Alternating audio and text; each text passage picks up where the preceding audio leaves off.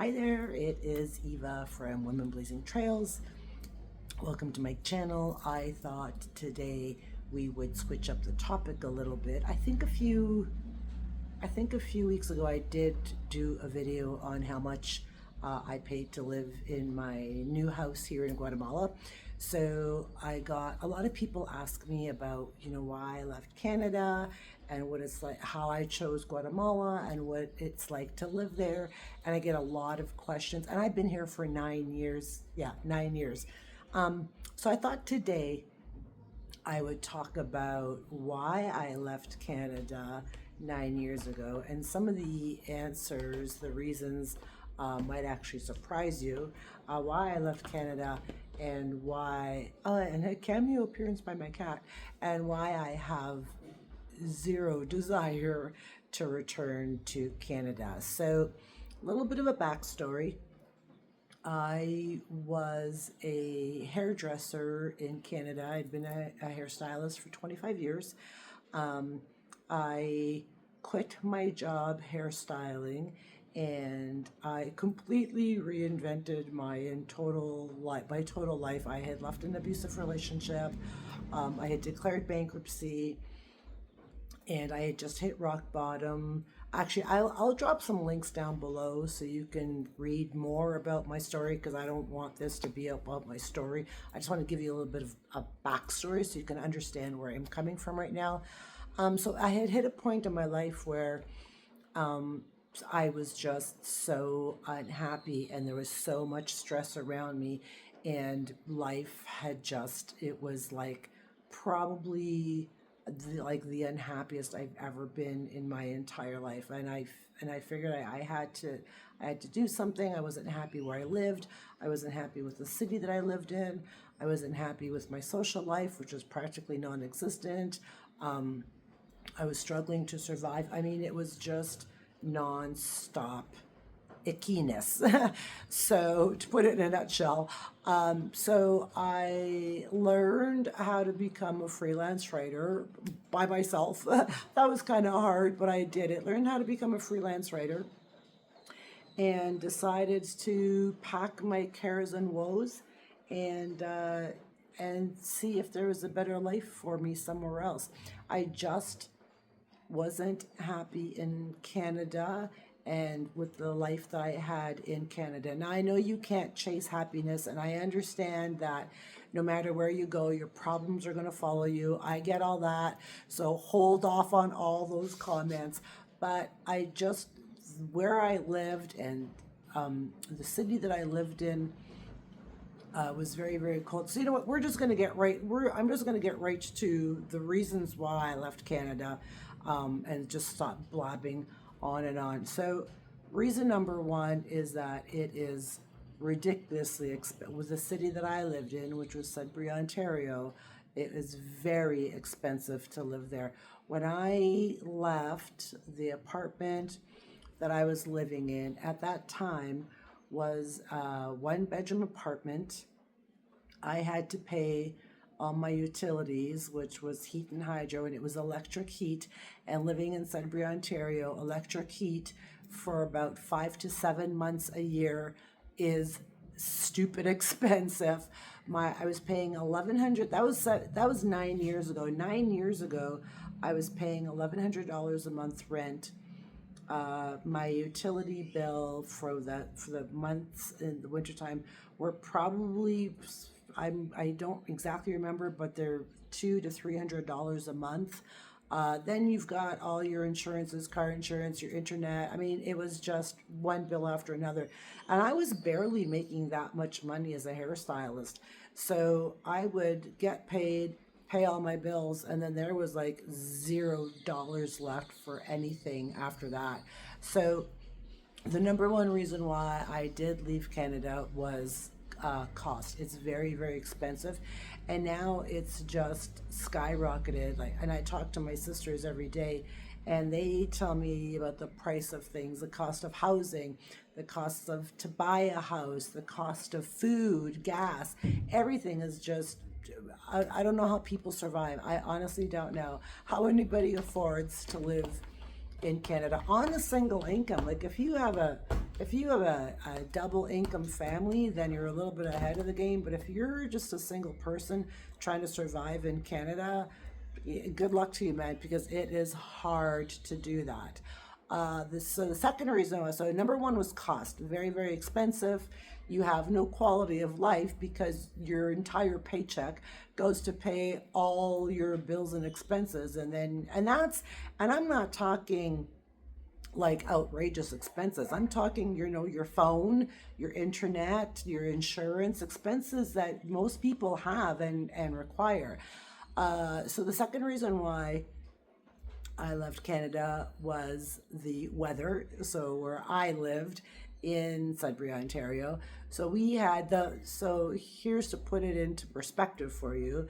The last winter, because I left in 2015, in October of 2015, and the last winter that I lived there, which is from like our winter would be like from 2015 January to April, our temperatures had hit a record low. It was probably a record low of minus 55 degrees Celsius. Now, after there's a certain point for Celsius and Fahrenheit, I think it's after minus 32, minus 30 to minus 40. At one point, it's the same. Celsius and Fahrenheit are the same. So minus 55, imagine, that's how cold it was. And I'm not a winter person. I don't do winter sports. I hate winter driving. I don't do anything in the winter. I hibernate and I go to work and freeze my ass off. That's what I did. So the second reason, so our winters are very, very long and brutal. Mind you, with that said, this last winter in Sudbury, they barely had a winter at all, which is weird. But winters are very, very brutal. I don't like the cold. What's the point of living somewhere for 6 months a year where you hate every single day because the weather is cold every single day? That just didn't make any sense to me. So I thought it was time. The third reason why I left Canada, and I think we'll probably stop. No, we'll keep going for a little bit. The third reason why I left Canada was the quality of life, and I guess not so much life, but maybe quality of like social life, and to have friends and be able to go out. And I couldn't do any of that. I mean, my friends were my work friends, and I only saw them when I worked, and I didn't really have any friends outside of work because I couldn't really afford to go anywhere or do anything because all my money went to bills and expenses. So you don't really have a social life. You don't really have any quality of life. And yes, you can get together with friends at your house and play board games. Yes, I get that. But I never went anywhere, and I just didn't have any friends. I didn't have a social life. So I just felt very alone and very isolated, independent of my job, which was my job. Alone and isolated, and just, I don't want to say depressed or sad, but kind of like that. Maybe not quite as severe as that. But you just feel like, you get to the end of the day and you're like, wow, is this it? Is this my life? Is that all this is all I'm doing? So that was the third reason. And so reason number four is I find that people are very angry in North America. And don't throw rotten tomatoes at me and don't start defending your country. I get it. We're not all angry and we're not all hateful, evil people. But you have to admit, you have to agree with me that the world and people in general are getting angrier and full of more hate. There's more shootings. There's more war. I mean, that's fact. I'm not making that up. That's the reality and that's fact. There's shootings, there's war, there's crime. I mean, everything is just skyrocketed. So, there's so much hate and anger, and people are always stressed out. Like, people are just always stressed out. And I found that people were angry and stressed out, and nobody was really enjoying life. Like, nobody was happy. I mean, sure, some people were happy, but you get what I'm saying. So I just found that it was just becoming so toxic and so exhausting and so expensive. And I got to a point where I thought there's got to be something better than this life. There's got to be, like, this can't. And I was 52 years old. Here's another part of my story. I was 52 years old when I left Canada. I was single. My son is grown and gone. So I was really alone, and at that stage in my life where I thought, okay, I'm 52, you know, something's got to get better. Something's got to give it. This can't be it. This can't be my life for the next 20, 30, 40 years. There's got to be more than that. So I started doing research and started figuring out how to become a freelance writer and how to become a digital nomad, if you will. I'm not sure if I really like that term, but I guess that's what I am. I had to figure out how to do that so that I could leave Canada and go work anywhere in the world that I wanted to have more freedom, to have more, you know, cultural experiences, to have more life in me, just to be able to enjoy life more. So I did that. I learned how to become a freelance writer, which took a lot of practice, and it took a little bit of time before I finally made it, if you will. And now, 9 years later, I run two of my own websites. And I do this for a living. This is what I do now. But I have freedom now, and I just don't feel the stress. There's no pressure. So I do live, so I should tell you, in case you haven't seen any of my videos before, I do live in Guatemala, and people always say, oh my God, what are you doing in Guatemala? How did you choose Guatemala? Well, I didn't choose Guatemala. I had a tea leaf reader choose Guatemala for me when I was still back in Sudbury, and I wasn't really sure which country I wanted to move to when I decided that I was finally able to leave Canada. I didn't know where I wanted to go. So I called up a tea leaf reader, and she suggested Guatemala.